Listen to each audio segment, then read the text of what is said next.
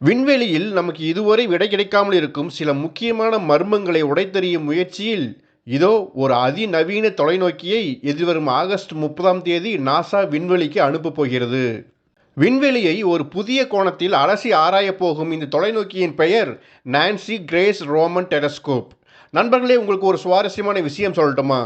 மனிதன் முதலாக விண்வெளியை படம் பிடித்த போது அந்த முதல் கேமரா எங்கே இருந்தது தெரியுமா? அது ஒரு மிகப்பெரிய விண்வெளி நிலையத்தில் வைக்கப்படவில்லை. பூமியை சுற்றி வரும் ஒரு செயற்கைக்கோளிலும் வைக்கப்படவில்லை. மாறாக விண்வெளியை முதலாக படப்பிடித்த அந்த கேமரா 2ஆம் உலகப் போரில் ஹிட்லரின் நாசி படையினர் பயன்படுத்திய ஏவுகணையின் மூக்கு முனையில் பொருத்தப்பட்டிருந்தது.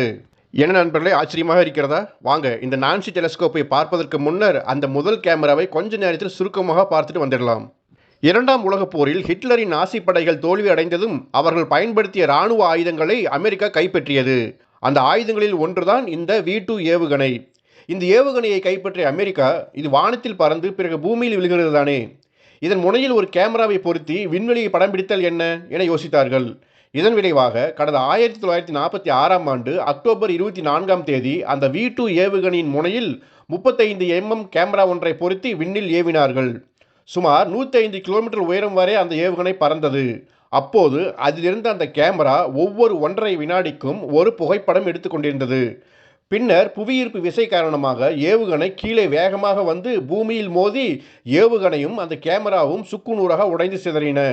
ஆனால் கேமரா எடுத்த புகைப்படங்களின் ஃபில்ம் ரோல் மட்டும் ஒரு இரும்பு கேசட்டுக்குள் பத்திரமாக வைக்கப்பட்டிருந்ததால் அது மட்டும் தப்பியது. ஃபில்ம் ரோலை டெவலப் செய்து பார்த்தபோது நமக்கு கிடைத்த புகைப்படம் தான் இது. அதாவது விண்வெளியில் இருந்து பூமியை எடுத்த முதல் மற்றும் ஒரிஜினலான புகைப்படம் தான் இது. அப்போதுதான் முதலாக ஒரு கருமையான பின்னணியில் நம் பூமி இருந்ததை மனிதர்களாகிய நாம் முதலாக பார்த்து வியந்தோம்.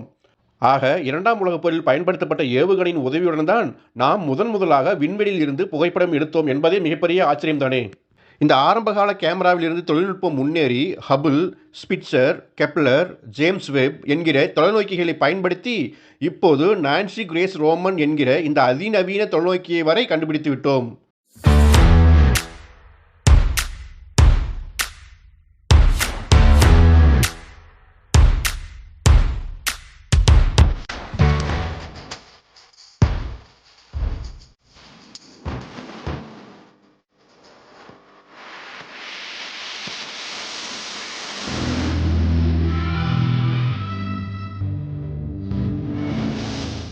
இதைத்தான் இதில் வரும் ஆகஸ்ட் 30ஆம் தேதி விண்வெளியில் செலுத்தப் போகிறோம். சரி, நம்மக்கிட்ட ஏற்கனவே 4 முக்கிய தொலைநோக்கிகள் இருக்குது. அதாவது ஹபிள் தொலைநோக்கி, இது விண்வெளியில் உள்ள எல்லா பொருட்களையும் கிட்டத்தட்ட எல்லாவற்றையும் கண்காணித்து வரும் ஒரு காமனான டெலிஸ்கோப். ஸ்பிட்சர் தொலைநோக்கி, இது நட்சத்திரங்கள், தூசு மேகங்கள் உள்ளிட்டவற்றை படம் பிடித்தது. ஆனால் இது 2020 முதல் தனது செயல்பாட்டை நிறுத்திவிட்டது. அடுத்து கெப்லர் தொலைநோக்கி, இது இரவு வானில் நாம் பார்க்கும் நட்சத்திரங்களை ஏதாவது கோள்கள் சுற்றி வருகின்றனவா என ஆராய்ந்தது. இதுவரை சில ஆயிரம் புதிய கோள்களை கண்டுபிடித்து கொடுத்துவிட்டது. எனினும் இதுவும் 2018 முதல் தனது செயல்பாட்டை நிறுத்திவிட்டது. அடுத்ததாக ஜேம்ஸ் வெப் தொலைநோக்கி, இது ஒரு டைம் மிஷின் மாதிரி காலத்தின் பின்னோக்கி சென்று பார்க்கிறது. அதாவது பிரபஞ்சம் தோன்றிய காலத்தை இன்ஃப்ராரெட் உதவியுடன் பார்க்க முயற்சித்து வருகிறது. சரி, இப்போ புதுசாக விண்வெளிக்கு அனுப்பப்படும் இந்த நான்சி கிரேஸ் ரோமன் தொலைநோக்கி விண்வெளியில் என்ன வேலைகளை செய்ய போகிறது? நான்சி கிரேஸ் ரோமன் இந்த பேர் எப்படி வந்துச்சுன்னா, இவங்க தான் அந்த பேருக்கு சொந்தமானவங்க. நாசாவில் பணியாற்றி வரும் இவங்க ஹபிள் தொலைநோக்கியை உருவாக்க மிகப்பெரிய பங்களிப்பு கொடுத்தவங்க. இன்ஃபேக்ட் இவங்கள தான் த மதர் ஆஃப் ஹபிள் டெலிஸ்கோப்னு சொல்கிறாங்க.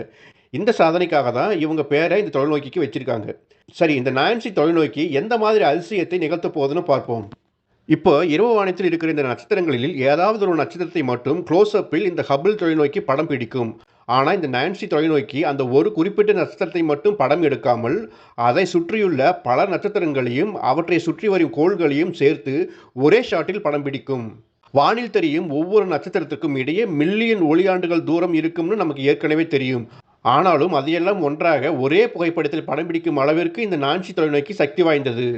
இன்னும் ஒரு படி மேலே சொல்லணும்னா, இந்த படத்தில் கீழே பாருங்கள், ஹபிள் தொலைநோக்கி ஒரே ஒரு கேலக்ஸி மட்டும் க்ளோஸ்அப்பில் படம் எடுத்திருக்கு. ஆனால் 2வது படத்தில் இந்த நான்சி தொலைநோக்கி பல மில்லியன் கேலக்சிகளை ஒரே படத்தில் வருமாறு படம் பிடிச்சிருக்கு. இது கற்பனையான படம் தான். ஆனால் இந்த வேலையை தான் நான்சி தொலைநோக்கி இனிமேல் விண்வெளியில் செய்ய போகிறது. அதாவது இதுவரை பயன்படுத்திய தொலைநோக்கிகள் ஒரு குறிப்பிட்ட இடத்தை அல்லது இடத்தில் உள்ள ஒரு ஆப்ஜெக்டை படம் எடுத்தன. ஆனால் இந்த நான்சி தொலைநோக்கி அந்த இடத்தை மட்டும் படம் எடுக்காமல், அதை சுற்றி சில மில்லியன் ஒளியாண்டுகள் தூரமுள்ள பரப்பளவையும் அவற்றில் உள்ள ஆப்ஜெக்ட்களையும் ஒரே ஷாட்டில் படம் பிடிக்கப் போகிறது. இது விண்வெளி ஆராய்ச்சியில் மிகப்பெரிய முன்னேற்றம் தானே. இது நான்சியோட ஒரு வேலை மட்டும்தான். இன்னும் இருக்கிற சில வேலைகளை சொன்னா நீங்க ரொம்ப சந்தோஷப்படுவீங்க. அது என்னன்னா, இதுவரை நம்ம விண்வெளி ஆராய்ச்சியாளர்களுக்கு பல மர்மமான விஷயங்களுக்கு விடை தெரியாம இருப்பது நமக்கு நல்லாவே தெரியும். அந்த மர்மமான விஷயங்களில் முக்கியமான 2 விஷயங்கள் என்னன்னா, ஒண்ணு டார்க் மேட்டர், இன்னொன்னு டார்க் எனர்ஜி. இந்த 2 மர்மங்களை கண்டுபிடிச்சே தீரணும்னு தான் இந்த நான்சி தொலைநோக்கிய இப்ப அனுப்ப போறாங்க. டார்க் மேட்டர், டார்க் எனர்ஜி அப்படின்னா என்னன்னு சுருக்கமா சொல்லிடுறேன். முதல்ல டார்க் மேட்டர் அப்படின்னா என்னன்னு பார்ப்போம். உதாரணமாக நம்முடைய மில்கி வே கேலக்ஸிக்குள் பல பில்லியன் நட்சத்திரங்கள் இருக்குன்னு நமக்கு ஏற்கனவே தெரியும். இவை எல்லாமே ஒரு வினாடி கூட நிற்காமல் ஒவ்வொன்றும் ஒரு சுற்றுப்பாதையில் மில்கி வே கேலக்ஸிக்குள்ளேயே சுற்றி வருகிறது. இப்போ நீங்க ஒரு விஷயம் யோசிக்கணும். இவ்வளவு நேர்த்தியாக, ஒழுங்காக சுற்றி வரும் நட்சத்திரங்கள் ஏன் இந்த கேலக்ஸியை விட்டு வெளியே பறக்கவில்லை? இவற்றை எந்த பொருள் இழுத்து பிடித்துக் கொண்டுள்ளது? இப்படி அந்த மர்மமான பொருளைத்தான் நாம் டார்க் மேட்டர் என்று சொல்கிறோம். அப்ப டார்க் எனர்ஜி என்றால் என்ன? இந்த பிரபஞ்சம் ஒவ்வொரு வினாடியும் அசுர வேகத்தில் விரிவடைந்து கொண்டு செல்வது நமக்கு ஏற்கனவே தெரியும். இது எந்த வேகத்தில் விரிவடைகிறது என்றால், ஒரு கற்பனை உதாரணமாக, இன்று காலை 100 கிலோமீட்டர் வேகத்தில் விரிவடைந்தால் மதியம் 200 கிலோமீட்டர் வேகத்தில் விரிவடைகிறது. இரவில் 300 கிலோமீட்டர் வேகத்தில் விரிவடைகிறது. அதாவது இந்த பிரபஞ்சம் விரிவடையும் வேகம் ஒவ்வொரு நேரமும் இரட்டிப்பு ஆகிக்கொண்டே செல்கிறது. ஆக இந்த பிரபஞ்சத்தை எந்த சக்தி அல்லது ஆற்றல் இப்படி விரிவடைய செய்கிறது? எந்த ஆற்றல் இந்த பிரபஞ்சத்தை முன்னோக்கி தள்ளுகிறது என்கிற அந்த மர்மமான ஆற்றலை தான் நாம் டார்க் எனர்ஜி என்று சொல்கிறோம். இந்த 2 மர்மமான விஷயங்களுக்கு விடை தேடிதான் இப்போது இந்த நான்சி தொலைநோக்கி அனுப்பப்படுகிறது. இதற்கு அடுத்து இந்த நான்சி தொலைநோக்கி 3வதாக ஒரு முக்கியமான வேலையை செய்யப் போகிறது. அது இரவு நேரத்தில் நம்முடைய வான்பரப்பில் நட்சத்திரங்களை பார்க்கிறோம் இல்லையா? இந்த நட்சத்திரங்களில் எந்தெந்த நட்சத்திரம் கோள்களை கொண்டுள்ளது என்பதை கண்டுபிடிக்கும். ஹப்பிள், கெப்லர் உள்ளிட்ட தொலைநோக்கிகளின் உதவியால் நாம் இதுவரை, அதாவது மே 2026 வரை 6270 புதிய கிரகங்களை கண்டுபிடித்துள்ளோம். அதாவது நம்முடைய சூரிய மண்டலத்திற்கு வெளியே இவை உள்ளன. இதே வேலையை தான் இந்த நான்சி தொலைநோக்கி செய்யப் போகிறது. ஆனால் வித்தியாசம் என்னன்னா, இந்த நான்சி இந்த வேலையை மிக வேகமாகவும் அதிக அளவில் புதிய கிரகங்களை கண்டுபிடிக்கும் நோக்கத்தில் இந்த நான்சி உருவாக்கப்பட்டுள்ளது. எப்படி தெரியுமா? புதிய கோள்களை கெப்லர் தொலைநோக்கி எப்படி கண்டுபிடித்தது, இந்த நான்சி தொலைநோக்கி எப்படி கண்டுபிடிக்கப் போகிறது என்பதை தெளிவாக பார்ப்போம். இரவு நேரத்தில் நாம் சாதாரணமாக விண்வெளியை பார்த்தால் சூரிய மண்டலத்திற்கு வெளியே உள்ள கிரகங்கள் எதுவும் தெரியாது. தொலைநோக்கியில் பார்த்தால் கூட கிரகங்கள் தெரியாது. ஆனால் சாதாரணமாகவே நட்சத்திரங்கள் தெரியும். ஏனெனில் நட்சத்திரங்கள் அளவில் மிக மிக பெரியவை மற்றும் ஒளியை வெளியிடுவதால் நமக்கு தெரிகிறது. பிறகு எப்படி புதிய கிரகங்களை கண்டுபிடித்தார்கள்? உதாரணமாக இந்த கெப்லர் தொலைநோக்கியை எடுத்துக்கொள்வோம். இது விண்வெளியில் உள்ள ஒரு நட்சத்திரத்தை மட்டும் க்ளோஸ் அப்பில் கண்காணித்து வரும்.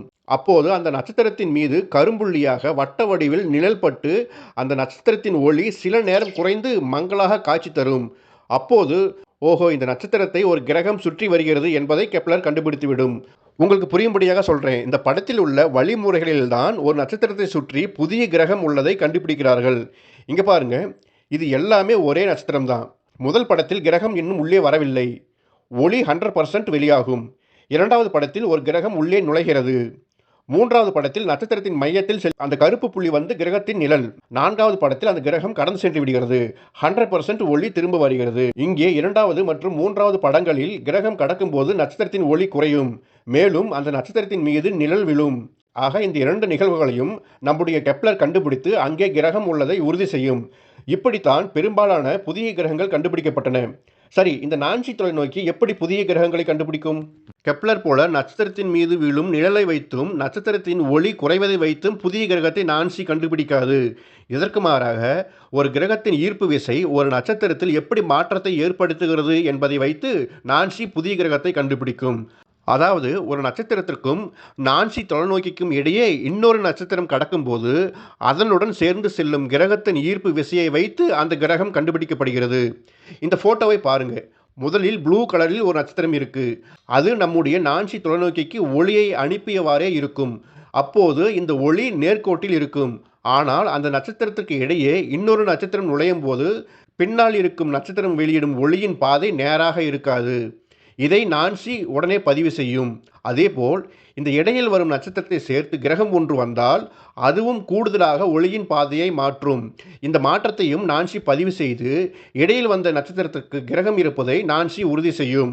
ஏப்பா, ஏற்கனவே கெப்லர், ஹபிள் உள்ளிட்ட தொலைநோக்கிகள் வேறு வழிகளில் புதிய கிரகங்களை கண்டுபிடிச்சிட்டு தானே இருந்தது. இந்த விஷயத்தில் இந்த நான்சி தொலைநோக்கி ரொம்ப ஸ்பெஷலாக தெரியலையே என உங்களுக்கு தோன்றலாம். அப்படி இல்லை, கெப்லர் போன்ற தொலைநோக்கிகள் ஒரே நேரத்தில் சுமார் 1,00,000 நட்சத்திரங்களை கண்காணித்து புதிய கிரகங்களை கண்டுபிடித்தன. ஆனால் இந்த நான்சி தொலைநோக்கி ஒரே நேரத்தில் சுமார் 100 முதல் 200 மில்லியன் நட்சத்திரங்களை கண்காணித்து அங்கே உள்ள கிரகங்களை கண்டுபிடித்துவிடும். இதுவரை கெப்லர், ஹபிள் உள்ளிட்ட தொலைநோக்கிகள் கூட்டாக 6270 கிரகங்களை கண்டுபிடித்தன. ஆனால் இந்த நான்சி தொலைநோக்கி மட்டும் அடுத்த 5 ஆண்டுகளில் சுமார் 1,00,000 புதிய கிரகங்களை கண்டுபிடிக்க வேண்டும் என டார்கெட் ஃபிக்ஸ் பண்ணியிருக்காங்க. அதுவும் அந்த கிரகங்களை நேரடியாக புகைப்படம் எடுக்க முயற்சி செய்ய போகிறாங்க. அதுன நேரடியாக, ஏன் இதுக்கு முன்னர் நேரடியாக வெளிக்கிரகங்களை புகைப்படம் எடுக்கலையா? பெரும்பாலும் இல்லை. ஏற்கனவே கண்டுபிடிச்ச அந்த 6270 கிரகங்களில் கிட்டத்தட்ட எல்லாமே நட்சத்திரங்கள் மீது விழுந்த நிழல்களை வைத்து தான் அங்கே கிரகம் இருக்கிறது என முடிவு செய்தார்களே தவிர நேரடியாக அந்த கிரகங்களை புகைப்படம் எடுத்து உறுதி செய்யவில்லை. காரணம், அந்த நட்சத்திரங்கள் வெளியிடும் பிரகாசமான ஒளி கிரகங்களின் ஒரிஜினல் உருவத்தை மறைத்து விடுவதால் தொலைநோக்கிகளால் படம் பிடிக்க முடியவில்லை. ஆனால் இந்த நான்சி தொலைநோக்கி அந்த பிரகாசமான ஒளியை அட்ஜஸ்ட் செய்து கிரகங்களை நேரடியாக படம் பிடிக்க முயற்சி செய்யும். ஒருவேளை அந்த 1,00,000 புதிய கிரகங்கள் கண்டுபிடிக்கப்படும் போது அவற்றில் ஏதாவது ஒன்றில் உயிரினங்கள் வாழ்ந்தால் அல்லது வாழ்ந்ததற்கான ஆதாரங்கள் கிடைத்தால் அதுவே மிகப்பெரிய சாதனை கண்டுபிடிப்பு தானே. இறுதியாக, நாம் ஒரு இடத்தை அல்லது பொருளின் செயலை டைம் லேப்ஸ் புகைப்படங்களை எடுப்பதை போல் இந்த நான்சி தொலைநோக்கியும் விண்வெளியில் ஒரு குறிப்பிட்ட பகுதியை, அதாவது மில்லியன் ஒளியாண்டுகள் உள்ள பரப்பளவை மட்டும் தொடர்ச்சியாக டைம் லேப்ஸ் படங்களை எடுக்கும். அப்போது அங்கே பிரபஞ்சம் விரிவடைவதையும் சூப்பர்னோவா, நட்சத்திரங்களின் வெடிப்பு உள்ளிட்டவற்றை புகைப்படம் எடுக்கும். இந்த நான்சி தொலைநோக்கி பல புதுமையான கண்டுபிடிப்புகளை செய்தாலும் கூட அந்த டார்க் மேட்டர் மற்றும் டார்க் எனர்ஜி பற்றிய மர்ம முடிச்சுகள் அவிழ்ந்தாலே நமக்கு பல கேள்விகளுக்கு பதில் கிடைத்துவிடும். அதே போல புதிதாக கண்டுபிடிக்க போகும் அந்த 1,00,000 கிரகங்களில் ஏதாவது ஒன்றில் ஏலியன் உயிரினங்கள் இருக்க வாய்ப்புள்ளனவா என்பதும் தெரிந்துவிடும். ஆக, எதிர்வரும் 30ஆம் தேதி பூமியிலிருந்து சுமார் 15 லட்சம் கிலோமீட்டர் தூரத்திற்கு அனுப்பப்படும் இந்த நான்சி ஒரு தொலைநோக்கி மட்டுமல்ல, இந்த பிரபஞ்சத்தில் உள்ளதை எண்ணி பார்க்கும் ஒரு புதிய பிரம்மாண்டமான கண் ஒன்றை நாம் திறக்கப் போகிறோம். அடுத்த 5 ஆண்டுகளில் அந்த கண் பார்க்க போகும் விஷயங்களில் நமது மில்கிவேயில் மறைந்திருக்கும் ஆயிரக்கணக்கான புதிய உலகங்களும் இருக்கலாம். நண்பர்களே, இந்த நான்சி தொலைநோக்கியின் அன்றாட கண்டுபிடிப்புகள் பற்றி தெரிந்து கொள்ளவும், விண்வெளி பற்றி பல சுவாரஸ்யமான தகவல்களை தெரிஞ்சிக்க நம்ம சேனலை மறக்காமல் ஃபாலோ, சப்ஸ்கிரைப் பண்ணுங்க. மீண்டும் உங்களை இன்னொரு வீடியோவில் சந்திக்கிறேன். நன்றி.